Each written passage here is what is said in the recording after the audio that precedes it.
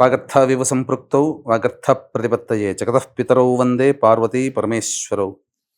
ఆదిత్యాయ చ సోమాయ మంగళాయ బుధాయ చ గురుశుక్ర శనిభ్యశ్చ రాహవే కేతవే నమః.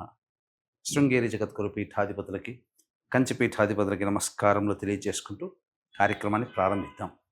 ద్వాదశ రాశులకు సంబంధించి 1 జూలై నుంచి 15 జూలై వరకు వివిధ రాశుల్లో జన్మించినటువంటి వారికి ఏ విధంగా ఉండబోతుందో తెలుసుకునే ముందు గ్రహ సంచారం గురించి తెలుసుకుందాం. వృషభ రాశిలో శుక్రుడు, అలాగే మిథునంలో రవి గురువు, కర్కాటకంలో బుధుడు, సింహంలో కుజ కేతువు, అలాగే కుంభంలో రాహువు, శని మీనంలో 13 జూలై నుంచి శని వక్రీకరించే స్థితి పొంది ఉంటారు. అయితే ప్రధానంగా గమనించుకున్నట్లయితే చాలామంది ప్రేక్షకుల్లో ఉన్నటువంటి చాలా సందేహాలు, కొన్ని చెప్పినటువంటి విషయాల్లో కొన్ని మాకు ఫలితాలు సరిపోవట్లేవు అని అంటున్నారు. అంటే దీని అర్థము చాలామంది చూసుకునేటువంటిది ఈ సన్ జొడాయిక్ సైన్ ద్వారా చూసుకుంటున్నారు.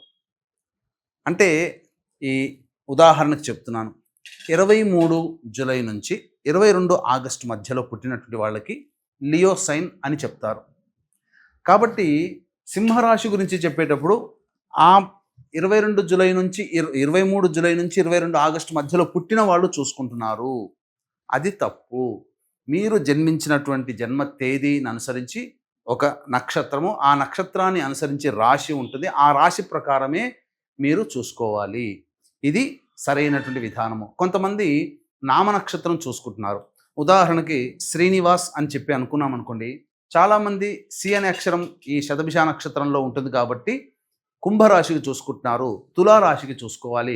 కృష్ణవేణి అన్నప్పుడు మిథున రాశి చూసుకుంటున్నారు, అది కూడా తులారాశి, అలా చూసుకోవాలి. కాబట్టి మనం అనేక విధాలుగా ఈ శాస్త్ర ప్రకారము మనకు ముందుకు వెళ్ళినట్లయితే తప్పకుండా ఆ ఫలితాలు అనేటువంటివి మనకు సరిపోతాయని చెప్పవచ్చు. ఇక ఆలస్యం చేయకుండా వివిధ రాశుల వారికి ఈ 1 జూలై నుంచి 15 జూలై వరకు ఏ విధంగా ఉండబోతుంది, ఆదాయ వ్యయాలు, ఖర్చులు, అలాగే పరిస్థితుల అనుకూలత, ఇవన్నీ కూడా క్లుప్తంగా మనం తెలియజేసుకునే ప్రయత్నం చేద్దాం. ద్వాదశ రాశులలో భాగంగా చివరిదైనటువంటి మీన రాశిలో జన్మించినటువంటి వారికి జూలై 1వ తారీఖు నుంచి 15వ తారీఖు వరకు ఏ విధంగా ఉండబోతుందో తెలుసుకునే ప్రయత్నం చేద్దాం. ఈ యొక్క మీనరాశిలో జన్మించినటువంటి వారికి శుక్రుడు అనుకూలంగా ఉన్నటువంటి కారణం నూతన వ్యక్తులు పరిచయం అవుతారు. సోదరీమణులు, సోదరుల యొక్క సహాయ సహకారాలతో మీ పనులన్నీ కూడాను పూర్తి చేసుకుంటారని చెప్పవచ్చు. ఆనందదాయకమైనటువంటి పరిస్థితి. ఇతరులతో వచ్చినటువంటి వాగ్వివాదాలని, మనస్పర్ధల్ని చర్చలతో సమసిపోయేటట్టుగా చేసుకుంటారు. ఆనందకరంగా జీవిస్తారు. అన్ని విధాలుగా అనుకూలంగా ఉండేటువంటి అవకాశం ఉంటుంది. ముఖ్యంగా ఇతరుల వల్ల కానీ, స్నేహితుల వల్ల కానీ, సోదరీమణుల వల్ల కానీ మీరు బహుమతులు పొందే అవకాశము గోచరమవుతుంది. ఇక అర్ధాష్టమ రవి ప్రభావము అనుకూలంగా లేని కారణం చేత ఉద్యోగ భద్రతలో కొంత ఇబ్బందికర పరిస్థితులు ఉంటాయి. చేస్తున్నటువంటి వృత్తి వ్యాపారాల్లో జాగ్రత్తతో వ్యవహరించాలి, లేకపోతే ధన నష్టము, వస్తు నష్టము జరిగే అవకాశము గోచరమవుతుంది. ఇక గురువు కూడా అనుకూలంగా లేని కారణం చేత కొన్ని ఇబ్బందికర పరిస్థితులు ఎదురవ్వక తప్పదు. ప్రతి పనులలో ఆటంకాలు అనేటువంటివి సర్వసాధారణంగా ఉంటాయి. అలాగే వస్తు నష్టము కూడా జరిగే అవకాశం గురుగ్రహ సంచారం వల్ల కలుగుతుంది. పెద్దల యొక్క ఆగ్రహానికి గురవుతారు, లేదా ఉద్యోగస్తులైతే అధికారుల ఆగ్రహం, స్టూడెంట్స్ అయితే టీచర్ల యొక్క ఆగ్రహానికి గురవుతారు. పనిష్మెంట్ అనేటువంటిది మీరు పొందుతారని చెప్పవచ్చు. ఇక బుధుడు కూడా అనుకూలంగా లేని కారణం చేత అనాలోచిత నిర్ణయాలు తీసుకొని తప్పుడు నిర్ణయాల వల్ల మీరు నష్టపోవాల్సి వస్తుంది. అంటే స్టాక్ ఎక్స్చేంజ్ రూపంలో పెట్టుబడులు పెట్టకపోవడం చాలా మంచిది. నష్టాలు జరిగే అవకాశం ఉంటుంది. డబ్బులు అప్పుగా ఇవ్వడం మంచిది కాదు, వాగ్దానాలు ఇవ్వడం కూడా మంచిది కాదు. ఏది ఏమైనప్పటికీ బుధగ్రహ సంచారం అనుకూలంగా లేని కారణం చేత ముఖ్యంగా కొన్ని సమస్యలు ఎదురవుతాయి. ముఖ్యంగా శిరోబాధలు ఎక్కువగా ఉంటాయి అని చెప్పవచ్చు.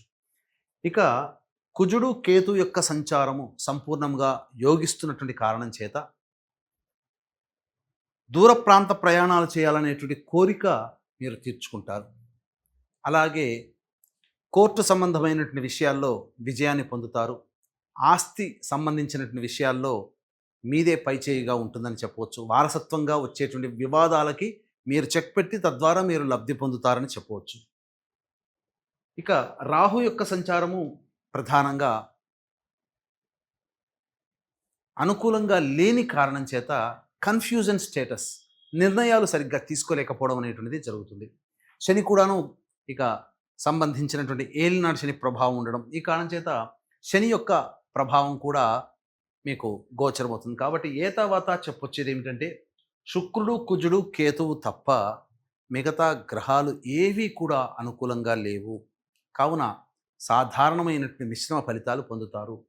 ఈ రాశిలో జన్మించినటువంటి స్త్రీ పురుషులకి వివాహాది శుభకార్యాల్లో కొన్ని ఆటంకాలు ఎదురయ్యే అవకాశం ఉన్నది. కాబట్టి మంచి సమయం చూసి ప్రారంభించడం మంచిది. ఇక సంతానపరంగా కొన్ని ఇబ్బందులు ఎదుర్కొనే అవకాశాలు ఉన్నాయి. కాబట్టి సంతాన ప్రయత్నాలు కూడా మానుకొని మంచి సమయం కోసం వేచి చూడండి. ఆల్రెడీ గర్భధారణ జరిగినటువంటి స్త్రీలకి జాగ్రత్తలు పాటించాలి.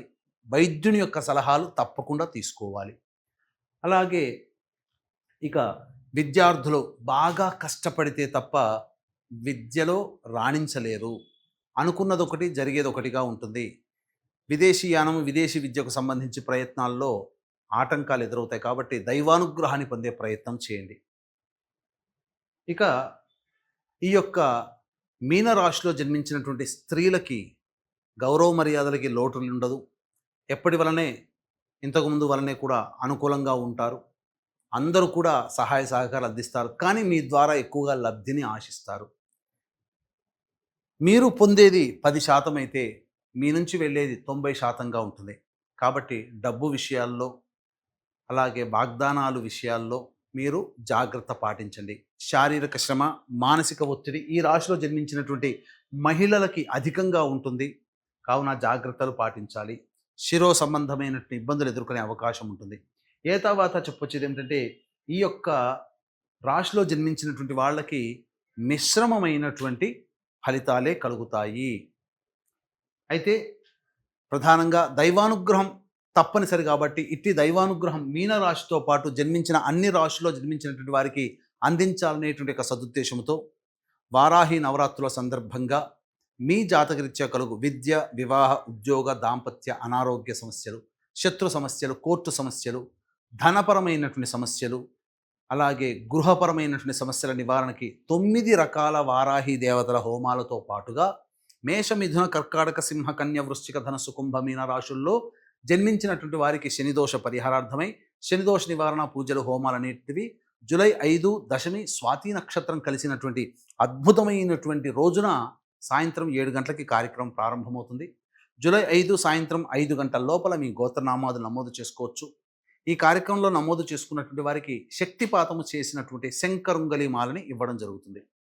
ఇక జూలై 1వ తారీఖు నుంచి 15వ తారీఖు వరకు దైనందిన కార్యక్రమాల్లో మంచి, చెడు, ఆదాయం, వ్యయం ఎలా ఉంటుందో తెలుసుకునే ప్రయత్నం చేద్దాం. 1, 2, 3 తేదీలలో సహాయ సహకారాలు అందడం ద్వారా మీ పనులన్నీ కూడా చక్కబెట్టుకుంటారు. ధనపరమైన సమస్యలు తీరుతాయి. ఖర్చుకు మించిన ఆదాయం లభించడం ద్వారా అన్ని విధాలుగా ఆనందదాయకంగా ఉంటారు. విందులు, వినోదాలు, కుటుంబ సభ్యులు, మిత్రులతో ఆనందంగా గడుపుతారని చెప్పవచ్చు. 4, 5, 6 తేదీలలో ధన నష్టం సూచిస్తుంది. తీసుకున్న నిర్ణయాలు వ్యతిరేకమవుతాయి. అలాగే ప్రధానంగా ఒక జిగ్జాగ్ లాగా ఉండడం, ఏ పని యందు కూడాను ఆసక్తి ఉండకపోవడం, అనుమానాలతో జీవితాన్ని గడపాల్సినటువంటి పరిస్థితి ఉంటుంది. కాబట్టి జాగ్రత్తలు పాటించండి. 7, 8 తేదీల్లో సంతానం మూలకంగా ఖర్చులు, సంతానపరమైనటువంటి విభేదాలు, సమస్యలు పెరుగుతాయి. కాబట్టి సంతానంతో లౌక్యంగా వ్యవహరించండి. ఖర్చులు కూడా ఎక్కువగానే ఉంటాయి. ఆస్తిపాస్తులకు సంబంధించినటువంటి పంపకాల విషయాల్లో లేదా ఆస్తులకి, వారసత్వ ఆస్తులకు సంబంధించిన విషయాల్లో కొంత గందరగోళ వాతావరణం ఉంటుందని చెప్పవచ్చు. ఇక 9, 10, 11, 12, 13 తేదీల్లో వృత్తి, ఉద్యోగ, వ్యాపారం అన్ని రంగాలలో ఉన్నటువంటి వాళ్ళకి అనుకూలత ఉంటుంది. మీ ప్రతిభకు, మీ యొక్క మాట తీరుకి మించినటువంటి ఆదాయం మీకు లభించడం, అంటే మీ ప్రతిభకు తగ్గట్టుగా మీకు ఉద్యోగంలో వనరులు ఏర్పడతాయి. అలాగే వృత్తి ఉద్యోగాల్లో మీకు మంచి అవకాశాలు లభిస్తాయని చెప్పవచ్చు. అన్ని విధాలుగా అనుకూలంగా ఉండేటువంటి సమయం. ఖర్చుకు మించిన ఆదాయం కూడా లభిస్తుంది. రాని బాకీలు కూడా వసూలు అవుతాయని చెప్పవచ్చు. ఇక 14, 15 తేదీల్లో మానసిక ప్రవర్తనతో ఆందోళనగా ఉంటారు. చికాకులు ఉంటాయి, జిగ్జాగ్ లాగా ఉంటుంది, భోజనం సరిగ్గా ఉండదు, నిద్ర పట్టకపోవడము, పీడకలలు రావడము, ఖర్చులు అధికంగా ఉండడము, ఏ పని చేయాలన్నా ఆటంకాలు అనేటువంటి ఎదురవుతుంటాయి కాబట్టి జాగ్రత్తలు పాటించండి. ఏతావాత చెప్పొచ్చేది ఏమిటంటే 14, 15, 4, 5, 6 తేదీలలో జాగ్రత్తలు పాటించండి. ఖర్చులను తగ్గించుకునే ప్రయత్నం చేయండి. ఏది ఏమైనప్పటికీ కూడాను ఈ యొక్క మీనరాశిలో జన్మించినటువంటి వారికి దైవానుగ్రహం తప్పనిసరి కాబట్టి ఇటు దైవానుగ్రహం అందరికీ ఉండాలనే సదుద్దేశంతో ఈ వచ్చేటువంటి సమస్యల పరిష్కారానికి ప్రతిరోజు కూడాను కాళీ కవచము, కాల భైరవాష్టకము రోజుకి 3 సార్లు పఠించండి. ఇప్పుడు చెప్పినటువంటి సమస్యల కంటే ఇంకా విభిన్నంగా మీరు సమస్యలు ఎదుర్కొంటున్నారు అనంటే దగ్గరలోని మంచి ఉపాసనా పరులైనటువంటి జ్యోతిష్యులను సంప్రదించి మీ యొక్క జాతకరీత్యా ఉండేటువంటి సమస్యల పరిష్కారాన్ని పొందగలరని తెలియచేస్తూ సర్వం శ్రీ ఉమామహేశ్వర పరబ్రహ్మార్పణమస్తు.